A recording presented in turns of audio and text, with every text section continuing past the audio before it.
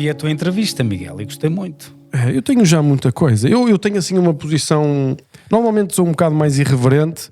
Aqui não vou ser tão irreverente, porque aqui vou ser mais um bocadinho formal, percebe? Mas eu achei muito engraçado aquele início em que tu és absolutamente humilde e assumes no fundo todos os erros do passado, não é? Tudo aquilo que se calhar puseste de lado, quer dizer, coisas da formação, aquilo não era para mim. Não. Exato. Mas não é erro, eu acho que é um caminho. Não é assim, aquilo são caminhos, exatamente, que é quase como na vida religiosa é a mesma coisa, sabes? Exatamente. Sabes que nós também, por exemplo, porque é que hoje as pessoas vêm mais tarde? Porque realmente querem também viver e gostam e têm gosto pela vida. Mas quando diz mais tarde, vêm mais tarde? Mais tarde vêm mais velhos, isto é, já não vêm com 18, como era normal. Olha, lembra-te no tempo de São Bento, eles entravam pequeninos, os pais não tinham capacidade sequer de alimentar as crianças, os filhos. Sim. E entregavam os filhos ao mosteiro, que era naquela tentativa de os entregar à educação. Isto é, eles lá depois tinham que comer, que era o essencial. E depois tinham a formação. E a formação, porque quando o problema hoje é que nós estamos a 1500 anos de distância daquele início, não é? Exato. Se olharmos ao tempo de Cristo, estamos a 2000, portanto há uma mentalidade que realmente nós hoje estamos a 2000 anos de distância, e claro, só as fontes, os livros, a regra de São Bento, no nosso caso, não é que nos guia. E neste tempo também é assim, nós acabamos por ter uma grande tradição atrás de nós, não é? E precisamos, por exemplo, porque é que estudamos a regra? Precisamente estudar aquele contexto, o que é que se fazia, o que era normal. Quando nós lemos assim, São Bento recebeu 2 crianças. Mas eu se calhar começava... Posso começar? Já começamos? Nós já começamos. Mas eu começava, Dom Abade Bernardino, por lhe fazer então uma pergunta, se calhar como já... Eu acho que a regra vai fazer muito parte da nossa conversa aqui, não é? Sim, eu acho que sim. Isto é inevitável. Sendo beneditino, sim, vou estar sempre a citá-la. Sim, portanto, sim. A minha primeira pergunta seria isso. Quem é São Bento e o que é regra? É assim, primeiro que convém muito rapidamente assim, explicar, convém nós entendermos que depois de Cristo, sabemos que os cristãos foram perseguidos. Isso. São cerca de 200 anos. Isso. Isto é, a paz para os cristãos só chegou em 313. Isto é, com a conversão de um dos imperadores de Roma, Constantino, que se converte e, portanto, a partir dali deixa de perseguir os cristãos. Ali, quando os cristãos assumem agora uma vida de paz, a questão do início mantém-se. E agora já não temos que dar a vida por Cristo? Isso. E então surgem os primeiros ermitas, isto é, as pessoas um bocadinho, como é que se diz, cansadas do mundo, procurando uma vida um bocadinho mais austera e isolamento, surgem os primeiros ermitas. Os ermitas são aqueles que vão preencher, por exemplo, o deserto do Egito, o clássico que nós monges temos muita referência, que é, por exemplo, o deserto da Nítria, que é hoje, por exemplo, Egito, Etiópia, mas também a zona da Capadócia, que é hoje a atual Turquia, a Síria, toda aquela zona ali, isto é, eles vão viver isolados e em grutas. Ok. E depois para o Oriente, ainda estamos para o Oriente, tem um senhor, que depois chama-se Pacómio, que é o São Pacómio, e ele vai agrupa precisamente esses que viviam isoladamente, e depois faz isso para o Oriente. Para o Ocidente, isto é, mais para esta Europa ocidental, o São Bento vai reunir também em comunidade esses ermitas. Portanto, ele torna-se logo o primeiro abade, isto é, o pai daquela comunidade que ele funda. E vai ser a primeira. A partir dali vai ser um outro modelo. Então, perseguidos, vida ermítica e depois vida comunitária. A vida comunitária é muito essencial no cristianismo, porque, como nós escutamos, os primeiros cristãos, as primeiras comunidades, isto é, Cristo sobe ao céu e depois ficaram todos muito isolados. Mas como é que no fundo, eles reconheciam que Cristo estava presente? Através da reunião comunitária. E então, a partir disto será sempre um modelo, que é um modelo muito bíblico e que se vai manter ao longo dos séculos. Claro, a regra, também a pergunta que fizeste. Então, o São Bento, criando uma comunidade, tem que lhe dar um bocadinho orientações. As orientações não são assim, têm uma parte mais prática, mas são sobretudo orientações espirituais. Isto é, por exemplo, nós para vivermos bem uns com os outros temos que nos tratar por irmãos. Ao superior damos o nome de Dom Abade. Portanto, o mais novo respeita sempre o mais velho. O mais velho, também tem que amar, repara a palavra, amar os mais novos. Portanto, tudo isso, a regra está cheia deste conteúdo. Depois, uma coisa que também é muito essencial na vida monástica, que é, que o São Bento dedica-lhe o maior capítulo, o mais citado, que é o da humildade. E então, a humildade são vários degraus, 12 degraus. E então, os degraus da humildade que nós temos, no fundo, somos chamados a percorrer. Aquilo, resumidamente, olha, esquece de ti e preocupa-te mais com os outros. Portanto, a regra é, no fundo, esta orientação. Portanto, nós, quando estivermos a falar de vida monástica, aquele é sempre o nosso núcleo vital, não é? Porque, Ok.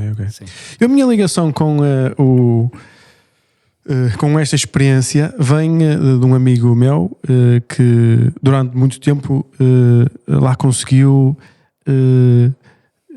visitar e passar alguns dias no mosteiro, disse ele na altura. Miguel e tal, consegui, não sei o que mais, tenho uma super curiosidade, quero ver a experiência, como é que estas pessoas vivem, porque ele gosta mesmo dessa realidade. Eu disse, será que eu também posso ir? Será possível? Ele deixa-me ligar, deixa-me falar, pode ser que sim, não sei o que mais.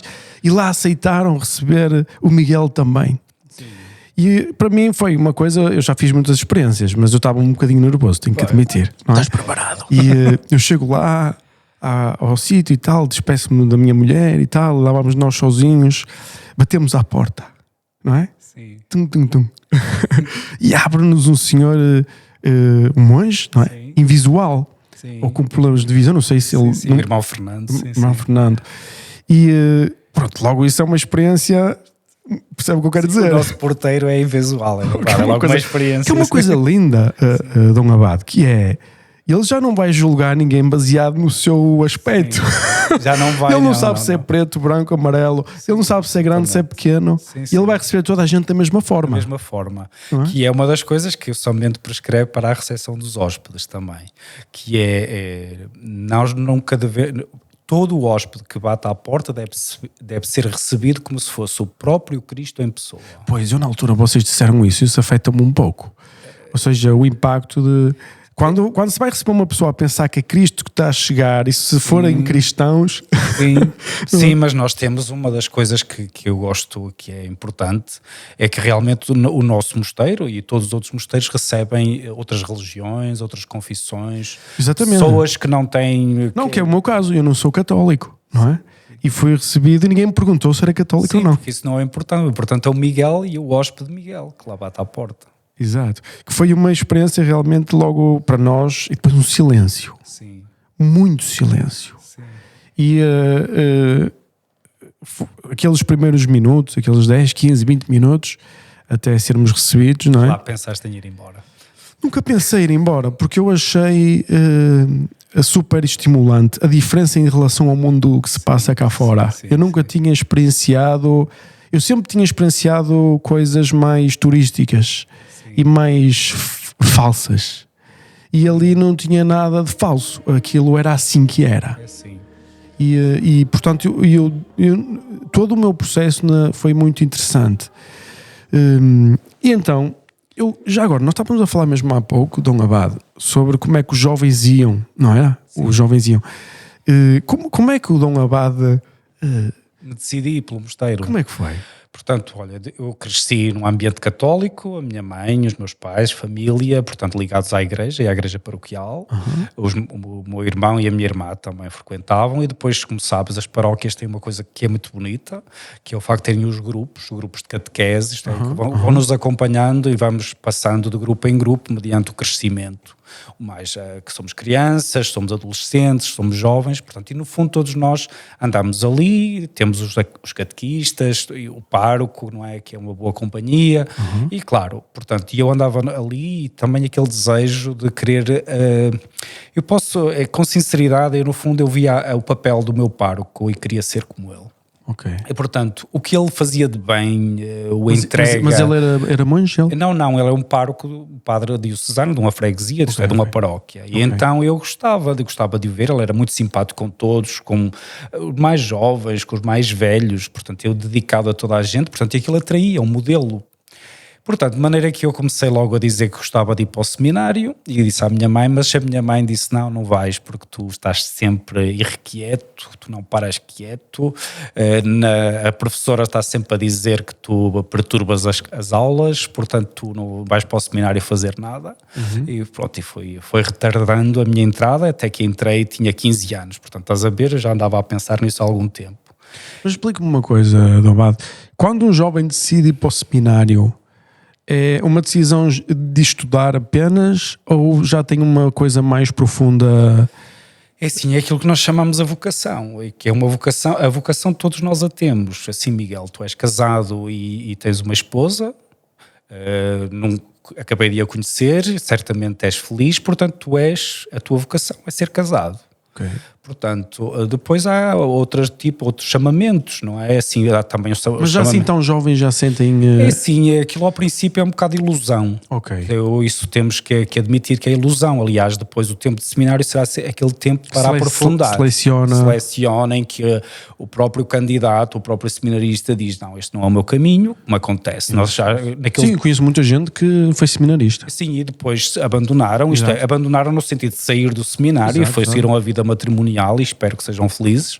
Portanto, e é isso mais importante. Portanto, eu entrei depois no seminário e ali, estás a ver, eu entrei com 15, 16, depois cheguei ao 12º ano e já estava no seminário do Porto e então ali nós fomos fazer um retiro, não é? Aquilo que tu foste fazer a Sinsverga, eu naquela altura, estando no seminário, nós fomos também para Sinsverga fazer um retiro e aquilo que caiu-me como uma flecha. Se calhar aquele silêncio que tu falaste agora caiu-me.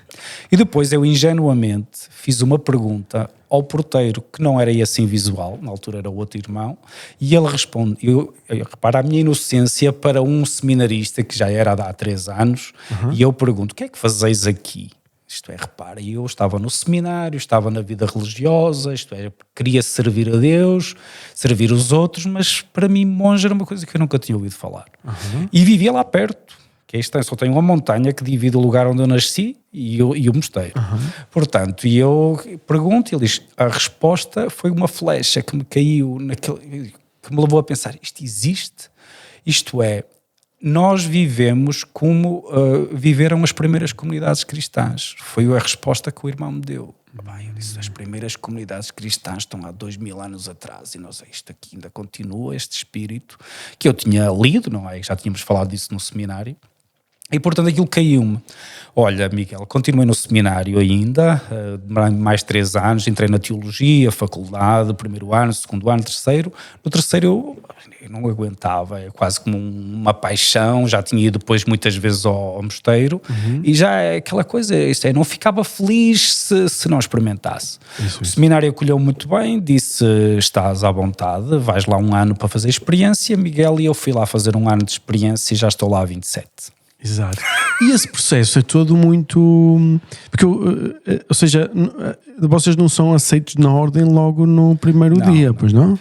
É por isso mesmo, olha, é assim, nós temos que falar também a linguagem de hoje e é quase como uma espécie de namoro. Okay. Eu já te disse que, repara, eu quase entrei apaixonado no mosteiro, mas tu não penses que foi sempre uma vida de paixão em que eu vivi sempre nas nuvens. É como o casamento. Como o casamento, exatamente. Não é? Portanto, nós, ao princípio, é aquele que bate à porta, depois é inserido, quando chega o momento é inserido na comunidade, tem o seu corredor, isto é, tem o seu quarto um bocadinho ao lado, isto é uma parte reservada precisamente para os mais novos, tem um irmão da comunidade que acompanha, há umas aulas, regra, música, história monástica, sei lá, a vida das primeiras comunidades cristãs, não é? Que é muito bonito, mas que está sempre muito lá atrás, no primeiro milénio que nós hoje imaginamos apenas, e depois começa uma fase, então se eu realmente gosto e quero continuar e a comunidade me aceita, então eu entro no noviciado. O noviciado agora é um tempo de prova que são, no fundo, é um ano civil, 365 dias, em que nós estamos num mosteiro a fazer um bocadinho, no fundo fazemos a mesma coisa que antes, que é estudar, trabalhar, limpar, estás a entender? Portanto, e a partir dali nós vamos vendo, vamos rezando, vamos sendo introduzidos, conhecendo a comunidade, mas é assim, eu depois, não penses que foi tudo muito claro para mim. Houve muitos momentos, logo nos primeiros meses, isto não é para mim, e depois tantas vezes. Tive bons irmãos que me ajudaram, mesmo pessoas que antes me tinham ajudado a passar para lá do seminário, que me acompanharam e me fizeram recordar que é uma coisa muito importante, que é a questão da memória. Que é assim, e eu acho que no casamento hoje, e a Bíblia está sempre a falar nisso, é lembrai-vos que, recorda-te de, isto é, recorda-te como foi bom o momento em que conheceste a tua esposa, recorda-te os momentos felizes que tiveste com ela.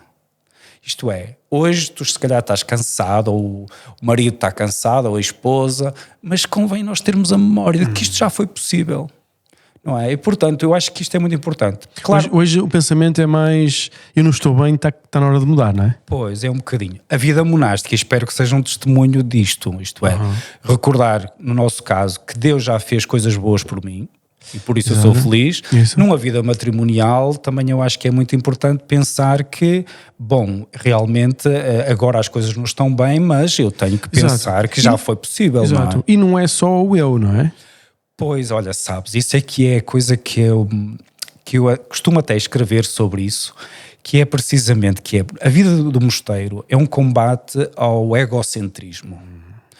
E assim, mesmo a própria momentos de oração que tu lá tiveste, não é? Reparaste que nós de manhã, antes do almoço, antes do jantar, antes de dormir, e repara que nós líamos Sagrada Escritura, não era nada demais, é a oração da igreja, não é? Rezar, ouvir a palavra bíblica. E então, repara, tudo aquilo é para nos descentrar. Isto é, tu não és o centro. O centro, para mim, que pronto, me considero um homem de fé, é Deus. Exato. Mas o centro são os outros. É o outro, com letra grande, costumamos dizer assim, e o outro, que é o outro, todos aqueles, os hóspedes, todos os outros que me descentram. Um hóspede, quando chega, como deves imaginar, e viste, e depois também já convivemos algumas coisas, já falamos, isto é, percebemos que a vida do mosteiro, tu tens trabalhos a fazer, não é? E o que é que significa? Nós temos trabalhos a fazer, mas chega-nos um hóspede. E depois somente já diz, atenção que eles chegam à hora que menos se espera. Sim. Ora, Miguel, tu também estás aqui na tua, exatamente, estás aqui na tua empresa, e eu chego aqui e digo assim, Miguel, estás bom, não te vejo há muito tempo, vim aqui ver como estás, e tu dizes... Tinha que vir agora, que estou ocupadíssimo e que tenho uma agenda que não termina. Nós é igual, Miguel, nós também temos um dia ocupado, não é? E o tempo nunca chega, só que a verdade é que há ali uma coisa que é Deus que me visita, e portanto não te enerves, tem calma, recebe bem, depois terás a ocasião de fazer aquilo que sai de ti próprio. Sai de ti próprio, pensa nos outros. E portanto abre-te também, porque às vezes aquilo que menos esperas é que é o maravilhoso da vida. Porque quando tu tens tudo controlado, significa que o centro és tu. És tu, quando tu estás tudo controlado, é tudo como tu desejas, tu já não tens esperança, porque a esperança é o imprevisível, é a abertura ao imprevisível.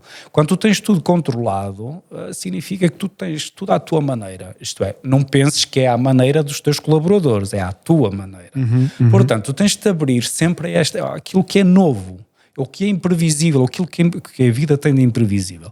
O mosteiro, tu dizes, a vida é de silêncio, o ambiente é de silêncio e tudo, sim, mas estamos constantemente este imprevisível que entra e nós temos que estar abertos a ele e da melhor maneira, não é? As pessoas hoje, por exemplo, jovens, mais velhos, às vezes aqueles que têm até uma boa formação profissional, que vêm para estar e precisam de alguém que os ouça.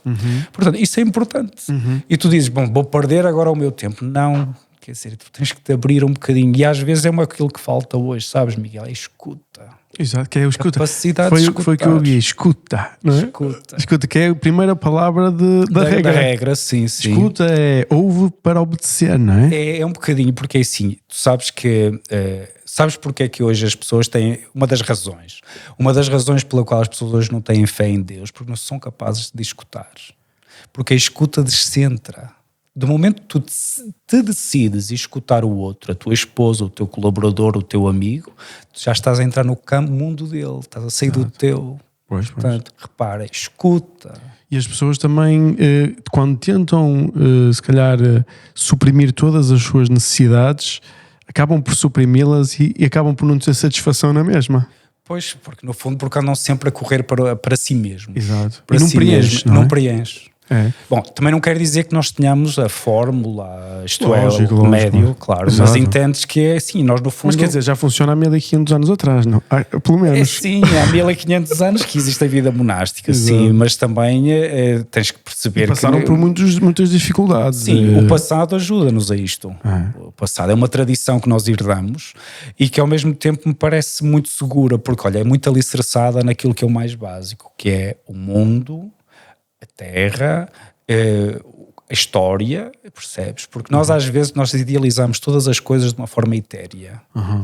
E repara, até às vezes dizem, por exemplo, até a maneira como as pessoas dizem a fé é qualquer coisa que lá de cima, etérea, confundem com espíritos e tal.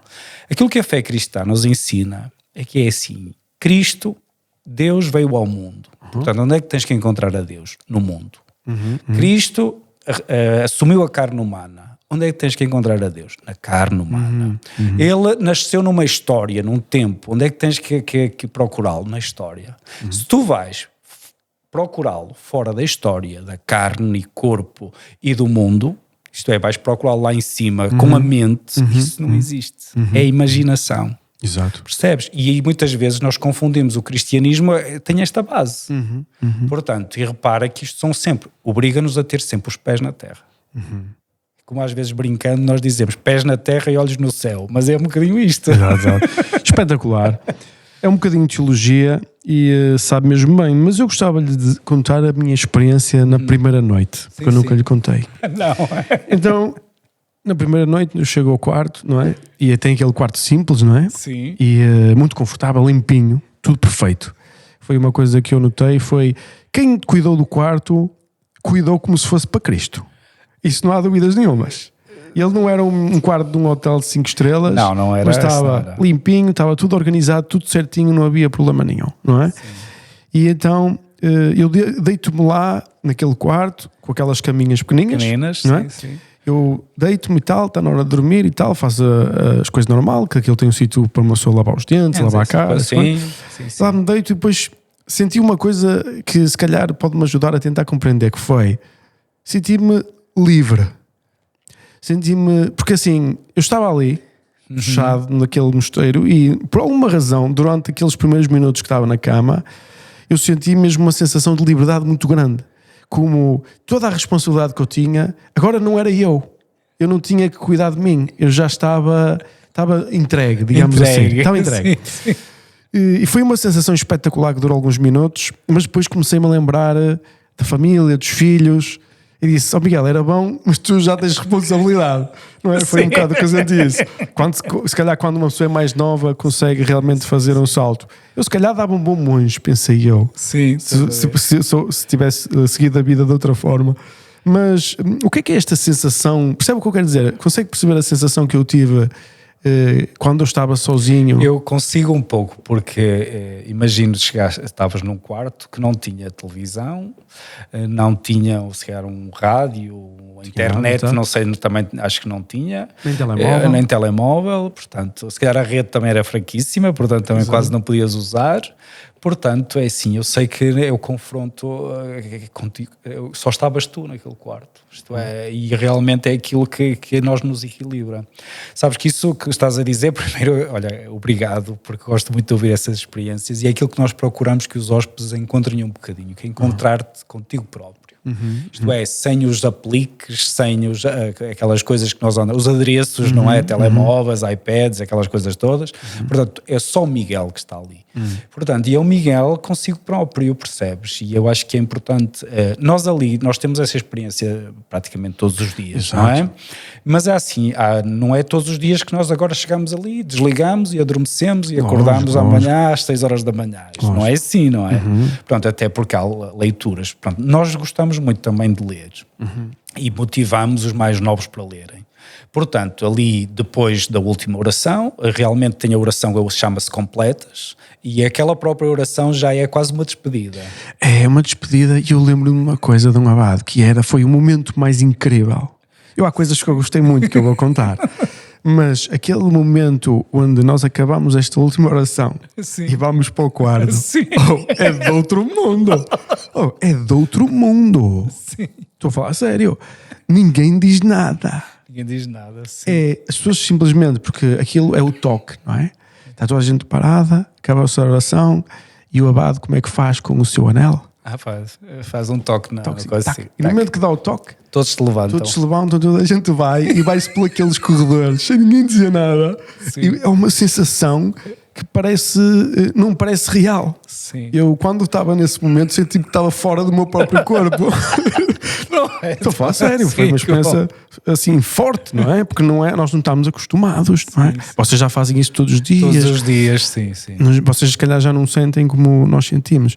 E esse momento, porque essa oração já começa a criar, você estava a explicar, que essa oração já começa o ambiente. Sim, o ambiente da despedida. Porque como é que é a despedida? Porque eu lembro-me que havia uma espécie de despedida que era qualquer coisa até à morte. Sim, salvai-nos, Senhor, quando velamos. Salvai-nos, Senhor, quando velamos e guardai-nos quando dormimos para descansarmos em paz. É assim, dentro disto. Exatamente. Que é o cântico de Simeão, que é da Sagrada Escritura, e que é a despedida. Portanto, um velho chamado Simeão que viu Jesus e disse: agora que o vi, posso morrer. E é essa oração. E que posso morrer. Eu fico com a impressão, quando ouvi a oração, agora vamos para a cama e se calhar vamos morrer. Olha, já pensaste que quando tu dormes é uma morte? E é uma morte, a experiência da morte. É a experiência da morte. A experiência. E, tu tens todos os dias. O conceito de oração é que nós não sabemos se vamos acordar no dia seguinte. Exatamente, porque na abertura, na esperança de que no outro dia vais abrir os que olhos. É lindo. Sim, é lindo. Ou seja, nós acabamos com aquela oração, deslocámos-nos em silêncio para os nossos caixões.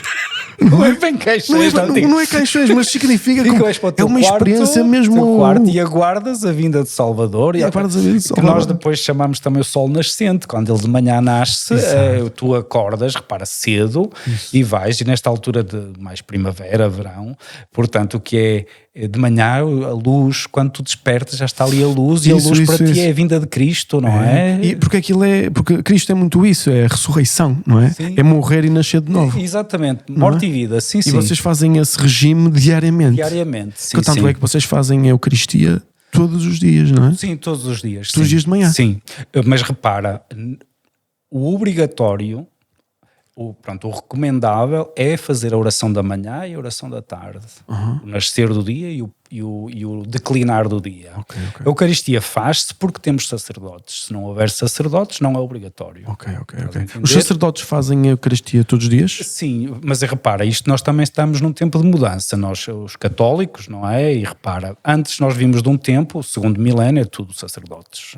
Então as casas de religiosos masculinos eram de quase todos. Isso deu também origem a uma espécie de clericalismo nas comunidades. Isto é, e às vezes aquilo que era mais secundário ocupou o lugar primário, como por exemplo, como eu disse, a oração de laudes e de vésperas eram as mais importantes, depois do segundo milénio veio dizer que era a Eucaristia, mas agora repara, com as comunidades enfraquecidas, poucos jovens, pouca gente, e hoje também os nossos candidatos já não vêm com 18 anos, nem com 20, vêm com 30, 40, e portanto já não vêm a tempo sequer, e já nem sequer pensam nisso de vir fazer um curso de teologia, já vêm para ser monges, que é importante, para uma vida num mosteiro, uma vida comunitária, de dedicação, de aprendizagem contínua e de trabalho, que é no fundo o lema do coisa. E portanto, agora ainda estamos naquela fase de transição, mas repara, daqui por 10, 20 anos vamos ser irmãos, portanto não vou ter padres, e então vamos voltar ao início, ao tempo de São Bento, ao início das primeiras comunidades em que rezamos a Bíblia, rezamos os salmos. Eu não percebi, pode elaborar um bocadinho, não vai ter irmãos como? Ou melhor, não vai ter padres, se calhar falhei. Quer dizer, vai ter irmãos, não é? Mas monges, mas que não são ordenados padres. Estás a entender? Porque eles estão a fazer a separação. Não estamos a fazer, Miguel, é que é assim, antes, no início do cristianismo, então, o importante é tu seres cristão. Isso. O importante é tu seres um irmão. Isso. São Bento cria uma comunidade de irmãos. O segundo milénio, a partir do ano 1000, é que pôs-te o acento de que era importante ser padre. Porque havia muita necessidade de sacerdotes, por causa da expansão da igreja. Expansão da igreja, muito bem, um bom resumo. Portanto, o que é que significa? E agora é o contrário. Hoje é o contrário. Então isso quer dizer que agora vai haver mais irmãos Isto e menos sacerdotes. Somos sempre irmãos, mas é verdade Sim, que são criou sempre irmãos, aquela sem ideia dúvida. de que o padre é superior, de que o padre ocupa-se mais das coisas da igreja, enquanto que os outros fazem os trabalhos mais servis. Portanto, isso vai terminar, sabes? Isso também é importante para nós, essa limpeza. Ok. Mas a questão é, não existe a noção de que ser monge é mais profundo do que ser padre? Olha, Ou eu é que estou enganado? Olha, ainda bem, estás a ver, como não és católico, tu és capaz de dizer isso. Mas para os católicos, ser padre ainda é o mais importante.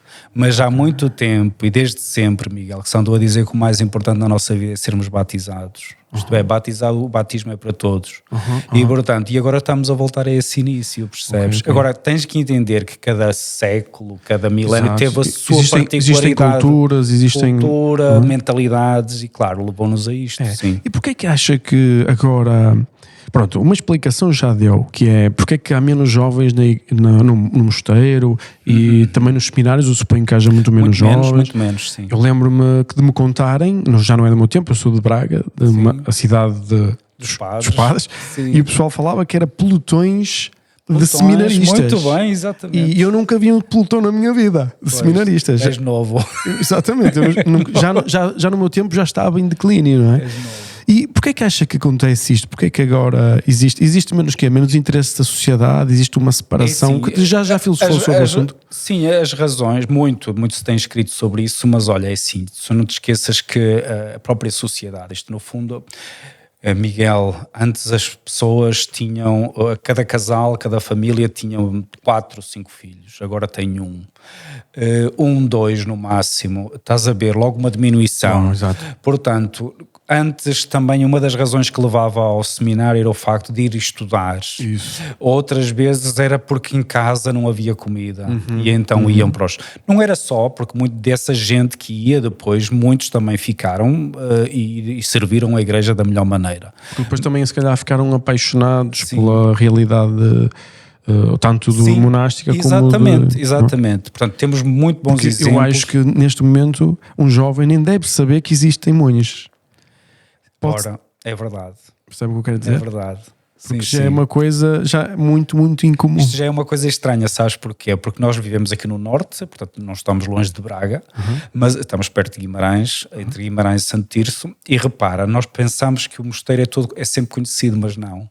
As pessoas do sul são as que mais nos visitam. E então, porquê? Porque ouvem falar... Mas também é engraçado que chegam ao mosteiro e dizem assim, mas isto é assim, não fazem a mínima ideia. E nós pensamos que toda a gente conhece o mosteiro de Sinsberga, mas não. Mas não. E o pessoal não faz a ideia da realidade que é lá dentro. Depois, outra coisa, procuram-nos por causa do licor. Exato, que é nosso licor, que já produzimos desde 1935. Isso. Isso é muito conhecido. Acho que neste momento portanto, Sinsberga fica o nome do licor. Exato. Agora procura-nos também por causa do Tintoretto. Temos lá o único original atribuído a Tintoretto. Portanto, um quadro, penso que estava lá na igreja quando tu lá estiveste. Portanto, um quadro enorme, 5,10 metros por 2,20. Foi oferecido, não foi? Sim, foi oferecido uma família de Lisboa. Portanto, que deixaram em herança. E, portanto, muitos do Sul vêm com o propósito de ver o Tintoretto. Depois outros vêm pela vida monástica, a vida do mosteiro, não é? Alguns. E depois outros vêm um bocadinho pela arte que fazemos também. E depois... e também Daniel Faria, não sei se é um poeta que foi considerado um dos melhores, ou o melhor poeta português do ano 2000, que morreu jovem, noviço, e que entrou ali ao mesmo tempo que eu entrei no mosteiro, mas depois faleceu, infelizmente. E ele era poeta e a poesia dele tem atraído também algumas pessoas. Muito bem. E é um bocadinho. Portanto, mas as pessoas vêm por várias razões e a vida monástica acaba por ser, no meio daquilo, acaba por ser a surpresa. Não é a surpresa, porque depois dizem, isto é assim, e depois sabes que imaginam sempre o mosteiro assim muito antigo, um abade muito gordo. Exato. Imaginam os monges muito carrancudos, é verdade, e tudo isso, estás a entender? Portanto, também tem momentos engraçados que depois nós nos rimos, mas rimos de boa fé com as pessoas, não é? Que as pessoas, eu pensava que o abade era mais gordo e mais velho. Se Deus quiser, né? Mas então que solução é que vê, como é que vê os desenvolvimentos, não digo solução, mas como é que vê os desenvolvimentos do futuro? Se olharmos 20 anos para a frente, consegue imaginar alguma coisa ou nunca? Olha, é assim, eu no fundo já fui dizendo, o que é que eu imagino? Olha, eu sou abade há 10 anos e nestes últimos anos nós já começamos esta adaptação, mas como já começou comigo, no fundo, antes de mim já começou, porque são as circunstâncias, é o contexto que nos leva a precisamente a adaptar-nos. E realmente temos de estar aberto. Tu perguntas daqui por 20 anos, tu dizes assim, olha, menos seremos. Nós agora só já somos 20 ali no mosteiro, portanto, se continuarmos a ter um grupinho de 10, 12, é muito bom. Depois, aqueles que vêm para ser monges, que é o mais genuíno da vida monástica. Não vêm com ideias de ser padres, missionários ou outra coisa qualquer, mas vêm para ser monges, vêm para servir o mosteiro e servir a comunidade. E depois, portanto, olha, é assim, depois aquilo que eu te disse no início desta conversa, isto é, olha, nós temos de estar sempre abertos ao imprevisível. Portanto, nunca calcules muito. E eu nunca posso calcular muito. Portanto, sabes que há sempre muitos meios, que é, por exemplo, há outros mosteiros na Europa, somos uma comunidade ainda considerável. Não sei se já ouviste falar no mosteiro de Montserrat, em Barcelona, que está ligado a nós. E, portanto, é uma comunidade ainda com 50, portanto é assim, sabes que se um mosteiro depois deixa de ser impraticável viver ali, podemos sempre, 2 ou 3 que ficam, dizer, olha, agregamos-nos noutro. Exato. Portanto, isso é que aconteceu com o mosteiro que era no Alentejo, exatamente, da Cartucha. Exatamente, meia dúzia foi para outro mosteiro da Cartucha também, mas em acho França, que é Espanha ou França, sim.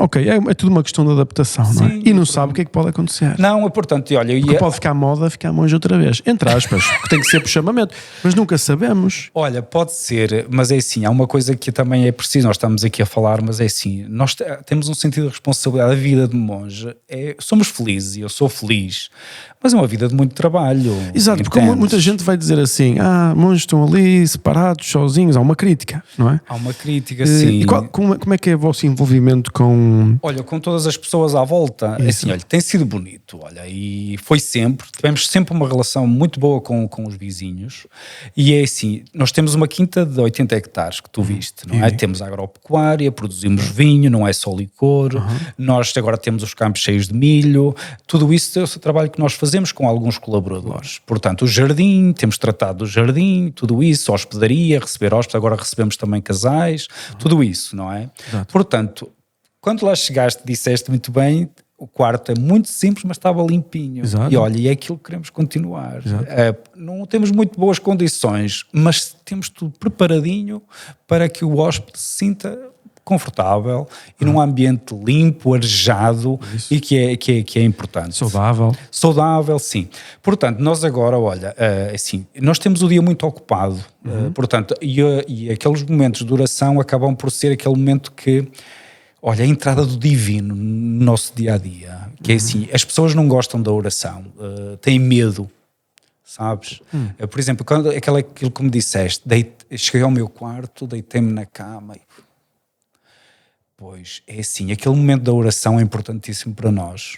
Aquilo é quase o nosso respirar. E nós não damos conta. Mas é assim, nós temos a vida, como tu talvez na tua fábrica ou na tua empresa, tu estás agora aqui, agora ali, agora acolá. E nós é igual. Agora tenho aulas, agora tenho aquelas pessoas, agora tenho isto, agora tenho aquilo. Chegamos ao fim do dia que eu quero cair nessa caminha pequenina que tu falaste e dizer...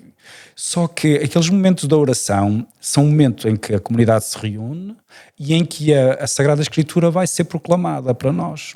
E é lindo porque, olha, às vezes, confesso, entro distraído e saio distraído com os meus problemas na cabeça. E isso temos que, não somos máquinas. Mundo, lembras-te? Mundo, até o Dom Abade, às vezes lhe acontece isso. Absolutamente. Mas também tem momentos em que aquilo é um combate bonito, que é um combate, sai de ti próprio. E então aquela oração é os vitrais, o quadro que muitas vezes é iluminado pela luz natural que incide, a música, a Bíblia que tem a água que brota do rochedo, sei lá, os milagres de Jesus, as histórias do Antigo Testamento que são incríveis, que tu compreendes e não compreendes. Então estamos sempre naquele ambiente do compreensível, aquilo que eu consigo captar e não consigo. E aquela meia hora, porque as orações são curtas, aquela meia hora, 10 minutos, pá, assim, são importantes. E estão sempre a dizer, sai de ti próprio, esquece que existes, pá, o mais importante é Deus e os outros. E é um combate, e é assim, é bonito, porque senão tu entras e estás... Quando estás por ela, ficas 20 anos dentro de ti. Ora, 20 anos toda ou a 30, vida. Ou 40 30, até morrer. Sim, não é? sim. E ali também é uma coisa, por exemplo, a Sagrada Escritura, a regra... obriga-nos a uma coisa que hoje as pessoas também não... Parece-me, embora eu não posso criticar ninguém, nem condenar ninguém, mas assim, acho que nós temos que olhar sempre muito para nós e perceber que eu tenho defeitos como todos os outros. Tenho virtudes, que é um princípio básico, é saber como os outros têm virtudes e dons, eu também tenho. E é isso que me faz caminhar, que me dá ânimo. Mas depois... aquilo que eu vejo de mal nos outros, aquilo que me enerva nos outros, eu tenho que olhar para mim primeiro, percebes? E então nós temos que estar constantemente nisto. Isto é, lembra-te, pois, mas tu não critiques, olha para ti, percebes? Estás a dizer que os outros são distraídos, pois, mas tu, se fores sério contigo também, percebes que estás mais distraído que os outros todos. Isto é, não julgues, isto é, e aquela abertura das imagens, dos vitrais, da arte, da música, quer dizer, tudo aquilo é precisamente sai de ti, e é a luz que entra, é a luz. Muito bem, muito bem. Diga uma coisa, há uma diferença, eu não vi, tipo, pronto, lá no mosteiro, naturalmente, não há mulheres, não é? Sim. Pelo menos na vida pública, não sei se há pessoas a cozinhar que sejam Sim. mulheres ou não. Há uma divisão nos mosteiros entre os homens e, por exemplo, E as senhoras que serão freiras. Sim, eu, por exemplo, ao lado, não sei se te recordas, ao lado do nosso mosteiro tinha um outro que era das monjas. Chamam-se monjas? Monjas, sim. Há outras que são freiras, sim. É diferente, porque aquelas também são beneditinas e os beneditinos é que se chamam monges. Ok. Sim, estás só a entender? Os beneditinos primeiro milénio. Nós vimos do primeiro milénio, portanto somos monges. Depois começaram a vir os frades, os franciscanos, os dominicanos, etc. Estás a entender? Então monges só são os beneditinos. Os beneditinos e os ramos ligados, por exemplo, cistercienses, mas isso já tinha que fazer aqui Mas há uma divisão geral entre monges e frades. Sim, e frades. Em Portugal, o mosteiro masculino de monges somos apenas o nosso, infelizmente. Ok. E há muita diferença entre monges e frades ou é similar? Então, estás a ver, o monge é para o mosteiro, é o silêncio, a oração, o trabalho no mosteiro. Okay. Os frades nascem então no segundo milénio e cada um, por São Francisco de Assis, São Domingos, criou essas outras comunidades para no fundo responder a algumas questões importantes, tratar dos pobres, os franciscanos, combater as heresias através da pregação, os dominicanos, os jesuítas mais a questão do ensino, estás a entender? Portanto, diferentes objetivos. Diferentes objetivos, e portanto mais dentro da sociedade, mais integrados. Sim. Olha, era uma curiosidade, não sabia. Muito bem. Gostava também de falar aqui noutra experiência, que foi a minha experiência ao jantar. Que eu também acho incrível. Acho mesmo incrível. Sim. Que é, no jantar, ninguém fala. Não. Ninguém fala. E outra curiosidade foi o facto de... havia duas coisas que me mexeram comigo. Não sei se foi coincidência na altura, se calhar num dia específico, mas quem me estava a servir era o Dom Abade. Não é? Ou seja, o líder é que me estava a servir a mim. Sim, mas isso é bom, não é? É bom. Eu acho que é bom, mas percebe o que eu quero dizer. Sim. Normalmente o sistema normal do mundo não é assim que funciona. Isso é uma coisa cristã, não é? Sim. O ensinamento de Cristo exatamente, deu o exemplo para o fazer. Exatamente. Jesus quer lavar os pés aos outros, que é uma cena surreal para nós, não é? Sim. Deus querer lavar os pés aos homens, lavar os pés aos homens é uma coisa de uma profundidade. Sim. E isso foi a primeira curiosidade. E silêncio total, absoluto. Que eu nunca comi assim na minha vida. Nunca. Mas especial, atenção, especial. Depois estava um senhor a ler e eu nunca percebi bem o que é que ele estava a ler, que ele era assim, 1949, não sei o que. O martirológio, sim. O que é O isso? martirológio, portanto, nós estás a falar do jantar. Ao almoço jantar. nós lemos um bocadinho da regra, que é um parágrafo, depois lemos uma leitura mais espiritual e depois até damos a oportunidade de falar um bocadinho, lembras-te? Mas não se muito. pode esticar a corda. Não. Até porque o almoço é sempre 30 minutos, 35, sim. Ia falar, mas com Moderação, parcimónia. exatamente, parcimónia. Depois à noite temos a leitura do martirológio, que é isso que tu ouves aí, os 1000 e não sei quantos. O que era isso? O martirológio é os santos, nós lemos os santos que a igreja celebra no dia seguinte. Portanto, nós estamos a dizer amanhã, a igreja, dia 20, a igreja celebra as seguintes memórias. E então, é claro que são muitos, seria uma lista enorme, mas nós temos apenas 4 ou 5 por dia, e então vamos buscar aqueles mais importantes e que também dizem mais respeito à vida monástica. Por exemplo, amanhã é dia de São Bento e, portanto, em Núrcia, nasceu em Núrcia, dá-se um bocadinho da biografia dele. Um bocadinho. Depois também é importante no sul da França que um abade, sei lá, um missionário que deu a vida, etc. Portanto, e lê-se. E depois termina a dizer muitos outros, havia a referir, mas que a igreja rezará por eles. E depois vem uma leitura. Normalmente procuramos que seja um bocadinho mais de história, às vezes livros, artigos de revistas, que temos um irmão que precisamente vai procurando os textos. Coisas antigas. Assim, não são só antigas, procuramos também alguns temas da atualidade. Exato. Eu acho que depois havia uma parte que era da atualidade, eu acho que sim. Mais da atualidade, que era o que estava a passar no mundo. Sim, um bocadinho, às vezes alguém, por exemplo, um artigo de opinião, algumas coisas lemos assim.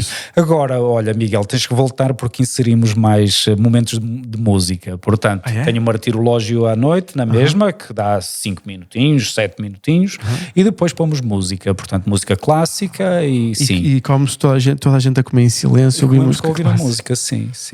O que é muito bom, percebes? Porque é o fim do dia, já estamos. Estás a ver como isso já não está a preparar para o fim do dia? Já está tudo a preparar. Depois ainda vamos fazer então a última oração, que é depois que termina com as completas e depois então os pós-quartos. Incrível, foi uma experiência incrível, devo dizer. Estou continuando. E esta questão de servir à mesa é uma questão de rotação. Sim, de rotação. Sim. Os mais velhos, se calhar... Os mais velhos já não servem, claro. Sim. Temos que entender que, de facto, os mais novos também são chamados a este exemplo, portanto, o abade, os irmãos vão servir-nos. Há uma escala, que é normalmente semanal. Exato. E depois nós ajudamos. Temos normalmente um servente, que é aquele que é de escala, que segue a ordem, e depois os outros ajudam. Mas a questão é,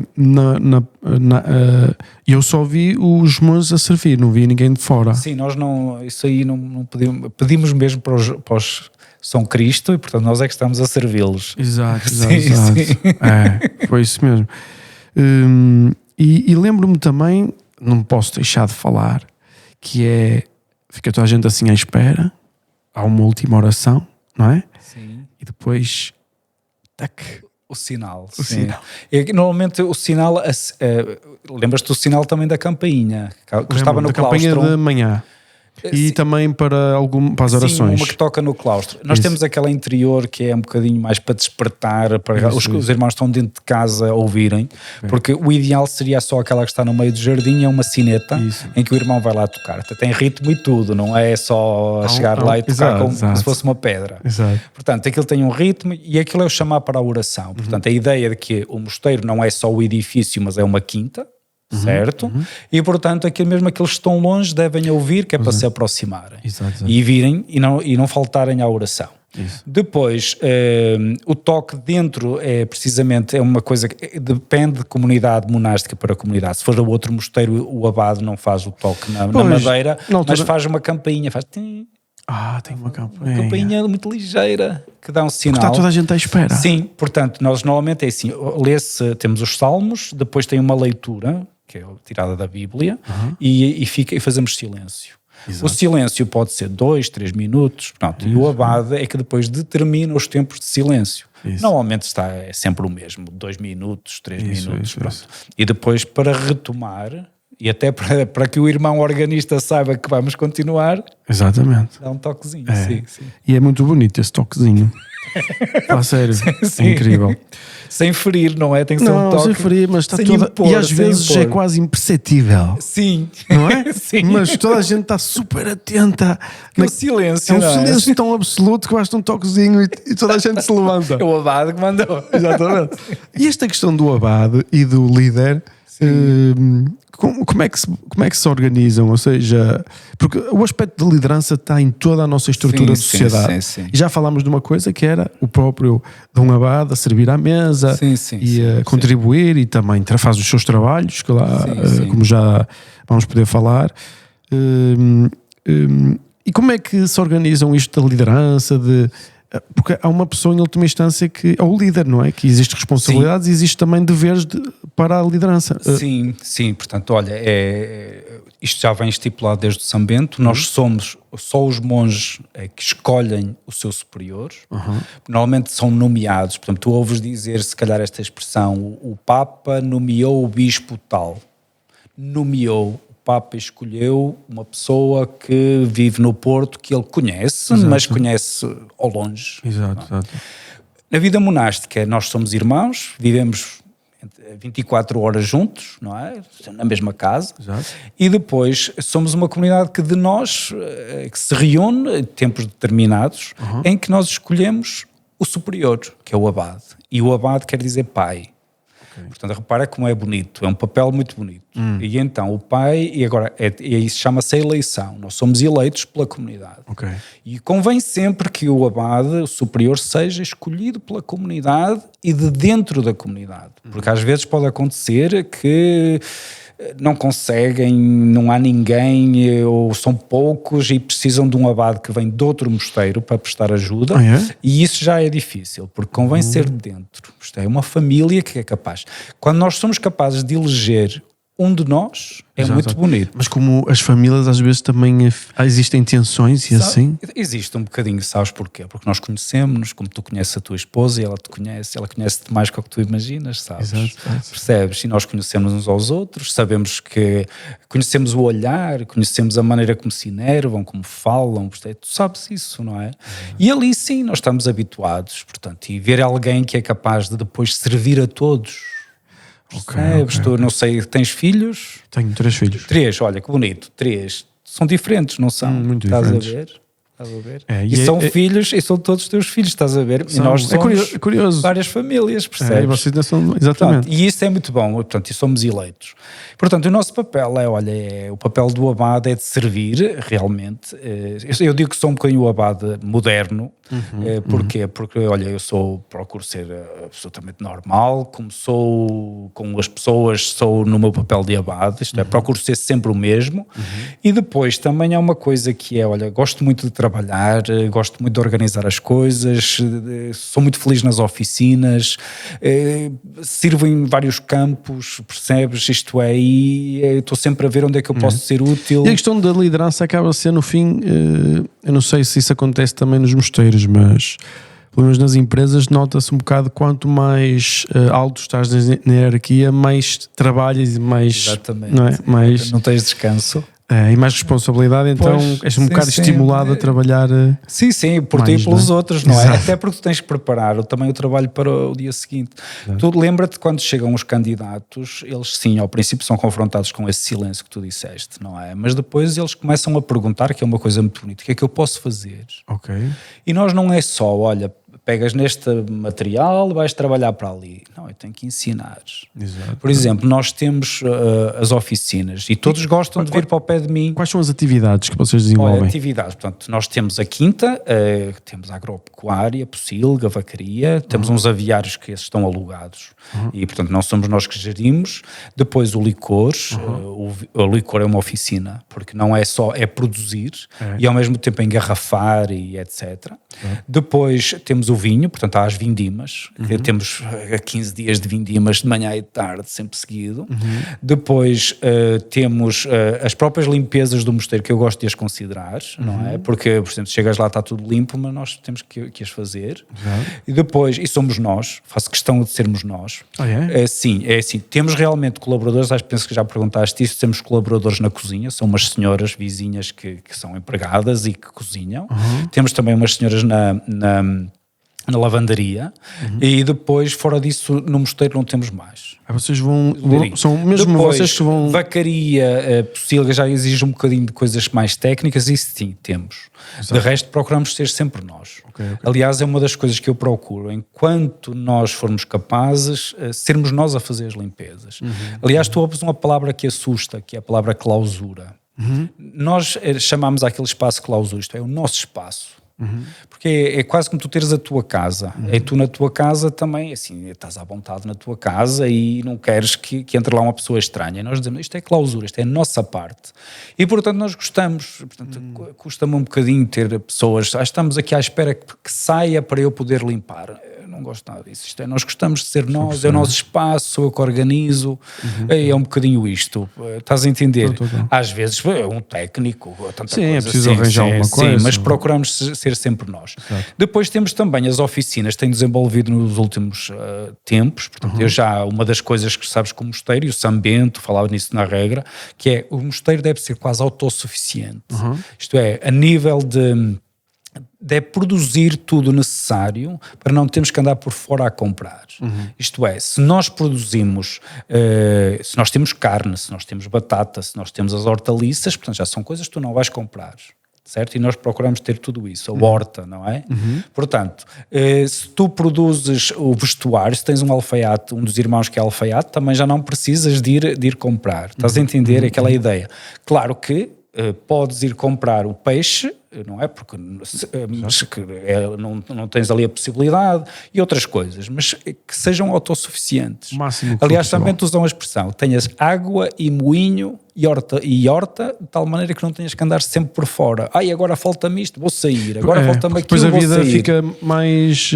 Sim, reduzida. Isto não fazes nada, andas por fora. Pronto, é assim, porque há um princípio, é estar, não é? Se não estás... Exato. Tem lógica. Agora, ultimamente, temos desenvolvido também a arte, que é uma coisa que, olha, se calhar estava dentro de mim e que fui. Portanto, o mosteiro também foi uma das coisas, que é ter oficinas.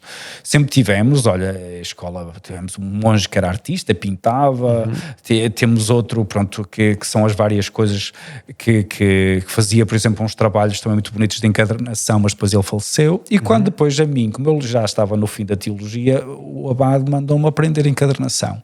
E eu ali comecei a aprender o ABC. O do ABC, olha, havia ali uma coisa que eu não conseguia fazer, sabes? Quer dizer, eu conseguia, mas era muito, eu tremia, que era dourar o livro. Eu encadernava tudo muito bem em pele, lindíssimo, mas depois era preciso pôr o título, o nome do autor e o título. E aquilo, como cada livro é um livro, tu não vais fazer uma forma para cada livro. Então, tem que tens que ser à mão? Sim, à mão, tu tens que pôr as letras, aquecer as letras e depois marcares. E a tua mão não pode tremer. Se treme, tu tens um couro que já ali puseste, todo bonito. Aquele investimento todo de tempo já, não é? Sim, e depois vais, e claro. Vai estragar. E depois é assim, o ouro quente sobre o couro, ainda que tu emendes e haja umas técnicas que já se vai notar. Exato. Portanto, e eu tive que contornar isso. Então, olha, eu comecei, ia fazendo, depois entretanto fui para Roma também, fui estudar, e depois quando voltei, pensei, já não tenho mais tempo para aquilo. E depois, curiosamente, como abade, é que também nesta tentativa de ajudar os mais novos, olha, voltei lá e comecei a criar aquilo de outra forma, então comecei a contornar aquele aspecto de dourar. Exato. E agora douro tudo. Mas é assim, eu aposto no imperfeito. Exato. Eu aposto no imperfeito, assume-se que é imperfeito, mas só que depois faço tantos movimentos e tantas linhas que depois não... Fica uma obra de arte. Exato, um aspecto artístico. Artístico. Pronto. Exato. Estás a ver, muitas vezes não podes dizer não é possível, tu não consegues aquela parte, vais tremer, vais estragar tudo. Não, tens que contornar. A partir dali tivemos outros amigos também, porque o mosteiro também tem sempre pessoas. Fizemos uma mudança na nossa igreja, já tinhas visto, já tinha um altar e pedra quando lá foste. Já, pronto, tudo isso já tinha sido eu que proporcionei, e depois eu e os irmãos, claro. Que era uma obra artística também. Sim, exatamente, portanto para valorizar a própria igreja, este é o edifício, e depois a partir dali ele motivou-me e disse, pá, tu tens jeito para desenhar, tu fazes coisas bonitas, olha, e ele próprio me ensinou a manejar motosserra, de maneira que eu agora trabalho tudo em motosserra, já me deixei as coisinhas pequenas, que ainda continuo a fazer. Isto nós temos que fazer uma imagem disto. Nós fazer o Dom Abad de motosserra. Sim, dava uma imagem incrível. Sim, estás a ver, é uma daquelas máquinas que todos temos medo, porque realmente é muito difícil, a gente tem ter cuidado, medo, muito cuidado. Só que é assim, tu sabes que o motosserra está sempre, quem está a trabalhar está sempre a cortar. Não, aquilo é um instrumento de arte. Portanto, tu tens que aprender a manejá-lo. Todos aqueles desenhos são feitos com a motosserra. Sim, eu faço um esboço e a partir dali corto com a motosserra, muito mais rápido. Nós vamos ter a oportunidade depois de pôr isso na edição. Sim. É muito bonito. Que depois vocês também, nessas obras que fazem, além dos livros, encardenamento, e que tenho alguns que são muito bonitos, e essa parte da madeira que também é muito bonita, vocês depois até também, e mesmo os vossos licor e tudo, as pessoas podem comprar esses produtos, não é? Sim. Do desenvolvimento do vosso trabalho. Sim, porque no fundo é assim, como já te disse, a nossa receitas, não é? As receitas venham um bocadinho desse nosso trabalho. Portanto, ganhamos vocês alguma coisa com... autossustentáveis. Isto é, mais ou menos, sabes que é quase como uma empresa, tem momentos melhores, tem uma coisa, vários setores então, a vacaria, a pocilga, o licor, o vinho... O nosso Dom Abad é um CEO também. Olha, se calhar são um CEO também, é verdade, só que não tão moderno. Não, mas aquilo ainda tem complexidade, que eu lembro de vacaria, de todos aqueles cursos. Sim, nós temos que gerir. E depois mas claro, também não penso que estou sozinho, tenho irmãos, não é? Como tu tens os teus colaboradores. Logicamente, ninguém faz nada sozinho. E eu com os irmãos, graças a Deus, sim. Mas, por exemplo, vocês têm apoio de da Igreja Católica, da parte da Diocese? Não, absolutamente nada. Nós somos... Existe uma separação? Uma separação. E agora, como vês, a falta de padres significa que ainda menos receita do povo de Deus a gente vai receber. Isto não se vai celebrar missas, não é? Portanto, de onde é que vem? Do nosso trabalho. São Bento diz isso. Alegra-te se aquilo que comeres for do trabalho das tuas mãos. Então está a dizer que o futuro, havendo menos necessidade de sacerdotes nas igrejas, eles vão ter que se dedicar à sua vida mais como irmãos. Olha, aliás, é uma das coisas que eu costumo, não sei, tu vês sempre essa questão do tempo, tens que controlar aí, só que é assim, olha, a questão é mesmo essa, é que quando eu andei no seminário e também quando eu entrei um bocadinho no mosteiro, eu tive muito tempo para ler, que é bom, não é? Muito bom, muito tempo para ler, mas a verdade é que, por exemplo, nós tínhamos aulas de manhã e à tarde era para estudar e mais algumas coisas que nós tínhamos, mas sobretudo era para estudar. Só que assim, tu entendes que um jovem não fica uma tarde inteira a estudar. Claro. Portanto, o que é que significa? Nós lemos um bocado, depois se calhar adormecemos, depois voltamos a ler, mas depois vou dar uma volta, depois encontro alguém, ponho-me a falar e o tempo passa. E eu acho que formava-se padres, não é? Ou religiosos, mas falta um bocadinho ocupação. Isto é, nós hoje damos-nos conta que o sacerdote que está na paróquia, ou o religioso, parece que foi feito para celebrar missas, mas isso já não existe. Então, é assim, a formação tem que ser sempre uma formação em que tu podes aprender de eletricidade, carpintaria, de coisas que são essenciais, mudar uma lâmpada e essas coisas todas, percebes? Em que tu tens que bastar quase a ti próprio. Porque hoje, num tempo atrás, a igreja, toda a gente oferecia, não era? Era muito bonito, ajudar o senhor padre, ajudar a paróquia, mas hoje os tempos mudaram e se calhar com justiça, portanto cada um tem direito ao valor do seu trabalho, não é? E portanto tudo isso é pago. Portanto, e hoje também já não há tantos cristãos a bater à porta, significa como é que eu vou ocupar o meu tempo? Em França, por exemplo, percebemos que os padres, para além de serem padres, eles também, olha, são carpinteiros, são picheleiros, fazem tudo. E estás a ver, porque nós no fundo temos que ganhar para viver. Tem a subsistir, não é? É subsistir, exatamente. E portanto, no mosteiro, reparem, isto já vem, os monges são os mais antigos da vida religiosa e no fundo é que nós estamos a voltar a este início.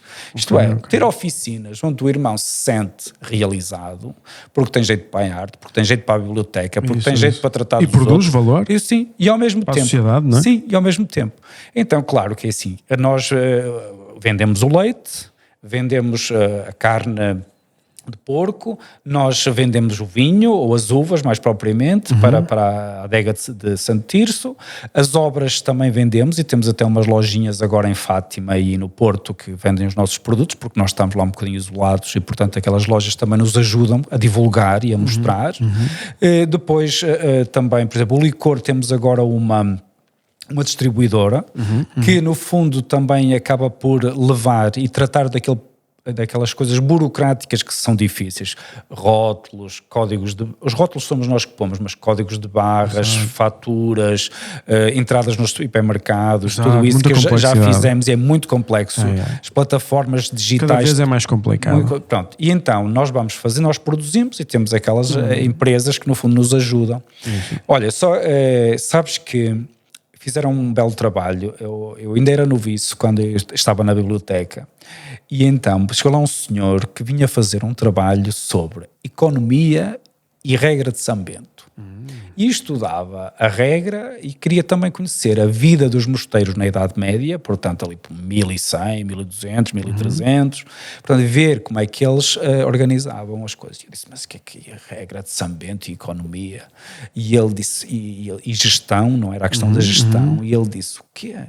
Tudo aquilo que os bancos hoje fazem, tudo aquilo que as empresas hoje fazem, já foi prescrito lá atrás. Só que nós hoje damos nomes técnicos e mais modernos e em inglês, mas o sistema é o mesmo. Mas tem lógica, é uma organização de pessoas que tem que produzir valor, tem que subsistir, tem que... Exatamente. Faz muito sentido. E depois já publicaram mais tarde, até foi em Barcelona também, um livrinho que é no fundo uma comparação entre a regra de São Bento e o mundo de gestão atual. E quer dizer, claro que não é nada de muito aprofundado, mas que tem ali os princípios básicos, não é? E de facto, nós para subsistir, como disseste, nós temos que... Sim. Faz todo sentido. Eu vim há pouco tempo da Índia e o pessoal, na Índia temos algumas coisas exóticas lá, o conceito de religião é um bocado diferente do nosso mundo ocidental e do cristianismo propriamente. E é curioso que muita gente fala na Índia, vou à Índia descobrir, não sei o que mais, e eu acho, na minha opinião, a minha experiência no mosteiro foi mais forte em termos espirituais do que o que senti na Índia, sinceramente. Ou seja, por causa da organização, da coisa concreta, da forma, não sei, teve mais influência para mim. O que me leva à próxima pergunta, que é: que conselhos é que você daria a alguém que está buscando uma vida espiritual mais profunda? Que conselhos é que eu daria? Olha, primeiro, era uma aproximação de uma comunidade, a nossa ou outra, por exemplo, estamos a falar no campo católico, não é? O campo cristão, também podemos falar assim a nível geral, que era se calhar o mais oportuno, a aproximação de uma comunidade. Porque assim, o cristianismo é sempre encarnado, isto é, Deus veio ao mundo, isto é o princípio, e portanto tu não vais procurá-lo de uma forma só através de leituras. Portanto, a leitura da Sagrada Escritura é importante, mas também sabes que ela também precisa de uma ajuda para tu a compreenderes um pouco, não é? Sim, isto está toda a gente de acordo, ou seja, que é realmente, ela tem muita profundidade e há aquela componente humana, não é? Até Cristo diz que reúnam-se onde tiverem 2 ou 3. Sim, exatamente. Portanto, a aproximação, porque sabes, é o tal caminho, o caminho é sempre comunitário, o caminho é sempre juntos. Portanto, e convinha haver assim uma aproximação, mais do que ser um caminho de isolamento, enfim, o vir ao mosteiro é uma hipótese. Mas não quer dizer que seja a única hipótese, porque senão também seria bloquear, dizer agora não há hipótese nenhuma. Não, qualquer comunidade pode dar um testemunho, isto é, tu para aprenderes a caridade, tu aprendes também com os outros, não é? Portanto, mas é muito importante nós termos uma comunidade como modelo e ao mesmo tempo como exemplo e ao mesmo tempo na qual tu te inseres e te ajuda, não é? Este é o caminho sempre mais seguro. Porque já sabes, quando nós andamos um bocadinho só guiados pela nossa cabeça, por aquilo que eu penso, pelas leituras que eu faço, e hoje, por exemplo, sabes que também a internet hoje oferece-nos tanta coisa que são dispersão, não Está é? tudo na internet. Pois, está tudo. O Dr. Google E é difícil, ajuda a tudo, difícil é selecionar. Pois, isso é que é mais difícil, sim, não é? sim.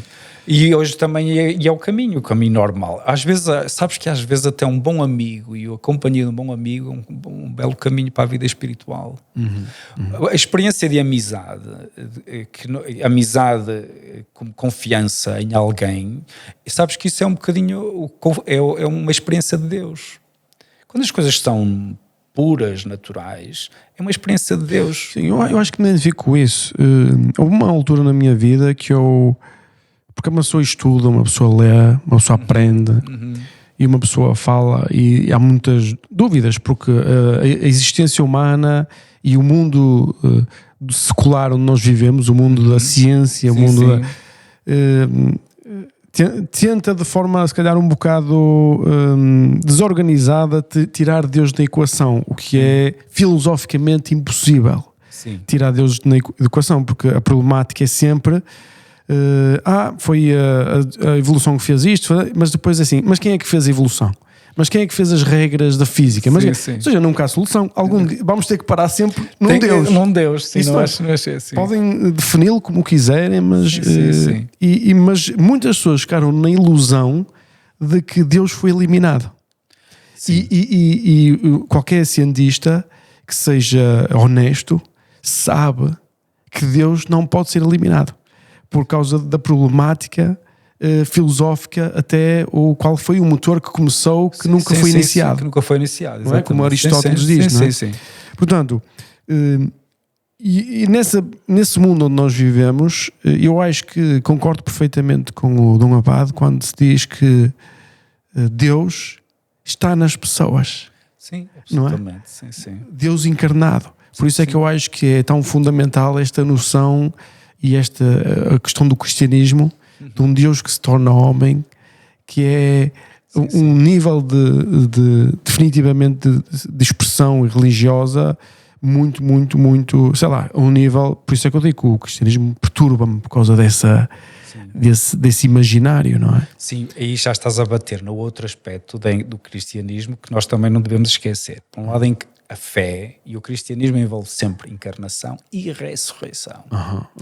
O nosso mundo hoje fala muito em reencarnação, mas isso é contrário ao cristianismo. Exato, não é? Portanto, nós, a ressurreição, Miguel, tu podes não o entender, e eu que sou abade e dedico a minha vida a Deus e à Sagrada Escritura, também não digo que eu entendo.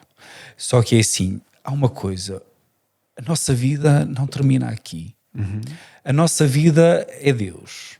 Portanto, e é muito triste quando o ser humano põe um limite de que tudo, quando chega o momento da morte, acabou tudo. Quando nem sabe. Nem sabe. Ou seja, não tem lógica. Sim, mas ver como a vida fica completamente voltada para o próprio umbigo. Fica individualizada. Se tu tens a ressurreição como horizonte, já tens uma palavra importante, horizonte. Percebes? O ponto da abertura. Sempre, isto posso não saber como, mas acredito. Percebes? E a partir daqui a minha vida já é gerida assim. Opa, eu não devia fazer isto, aquela pessoa não merece. Opa, mas Deus há de compensar. Mas isto está a dizer coisas muito interessantes, sabes? Que é, sem Deus não existe ética, não existe moral. Não existe. Porque não existe um standard objetivo. Sim. Fica a ser uma coisa arbitrária. Limitada. Sim, ilimitada, que chega ali, esbarrou e acabou. Exato. Quando nós dizemos o standard da moral é Deus, e Deus é bom e autodefine-se, portanto tudo que Deus faz é bom, porque é Deus. Quando nós dizemos não há Deus, portanto, ao homem tudo é lícito. Sim. Não há, ou seja, sim, até... Mas estás a ver, quando nós dizemos não há Deus, o que é que significa? O homem é Deus. O homem é Deus, exatamente. Então, o homem é que vai criar a sua regra, a sua lei, a sua moral. Mas essa moral de quem? Nem que seja moral de autodestruição. Mas de qual, exatamente, mas de qual homem? Vai ser do Miguel? Não, vai ser uma opinião pessoal. Vai ser sempre, a moral vai ser uma opinião pessoal. Sim. O Hitler achava que era bom matar judeus e é a opinião dele. Era a opinião dele. Sem Deus, ele não está a fazer mal. Há outro que diz que é melhor construir não sei o quê e é a opinião dele. Exatamente, é isso mesmo. Percebes? É assim, claro que quem nos ouve pode pensar, bom, estão a puxar a brasa ou está a puxar a brasa à sua sardinha, mas olha, é aqui que me torna este ponto de abertura, é que no fundo me dá vontade de viver ainda mais, percebes? De caminhar, da abertura ao imprevisível, percebes? No fundo é isto, e o que é a ressurreição? Olha, o imprevisível, percebes? A abertura ao imprevisível, e é tão bom quando nós estamos à espera do imprevisível, e que as coisas não estão controladas por mim, percebes? Isso eu acho que é aquilo que realmente nos faz felizes. Muito bem. Foi um espetáculo. Adorei falar com o Dom Abade sobre a experiência monástica, a minha experiência monástica, e aprender muito, que aprendi muito aqui. Foi realmente uma coisa muito útil. Eu quis trazer o Dom Abade no sentido realmente de promover a ideia de que não vivemos todos da mesma forma. E temos que ter cuidado de que se é a forma que eu estou a ver e o que eu vejo no TikTok, se é realmente a forma que vai trazer mais até aquele pesquisa do individualismo, da procura, se é o que vai trazer a satisfação, não é? Eu acho que é muito importante para as pessoas ficarem a conhecer um bocadinho, porque não é uma coisa comum normalmente ver. Aqui fica o convite, não é? Assim como lá foste, Miguel, e não foi, se calhar foi uma experiência, eu gostei muito da tua experiência que me contaste. Eu acho que isso é bonito também, e portanto as portas estão abertas, não é? Se quiserem contactar, se quiserem vir lá passar um dia, primeiro pode ser só umas horas, depois voltar então se quiser. Se calhar podes também organizar uma visita da tua empresa, do teu staff todo, um dia marcamos muito e fazemos uma visita guiada. Sim, assim, as portas do mosteiro estar abertas. Porque se também estivessem fechadas também já não cumpria aquilo que nos predispomos e que é a nossa vocação também, que é receber. E portanto as portas, Miguel, foi um gosto ter-te lá e mais ainda ouvir aquilo que me contas, porque nós também é importante para nós. Foi um gosto, foi super interessante. Eu vou também depois colocar a informação do mosteiro em baixo no vídeo, e a informação sobre também onde é que os produtos que vocês têm, os produtos que vendem, que eu acho que é sempre interessante, porque muita gente pode ter interesse. Eu gosto particularmente. E acho que devemos terminar com que Deus o abençoe. Sim, que é uma coisa muito bonita. E que Deus te abençoe a ti também. Muito obrigado. Muito obrigado. Foi um prazer. Obrigado.